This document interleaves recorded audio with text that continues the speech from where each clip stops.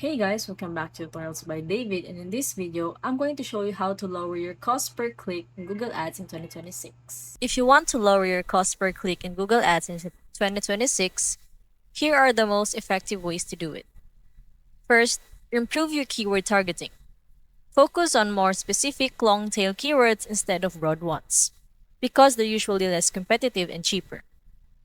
Next, add strong negative keywords. This prevents your ads from showing on irrelevant searches that waste your budget and increase your cost.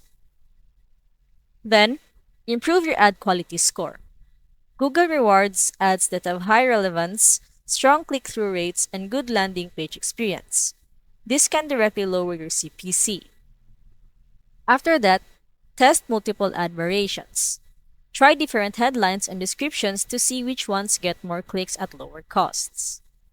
Also, optimize your landing page. A fast, clear, and relevant page improves your ad performance and can reduce what you pay per click over time.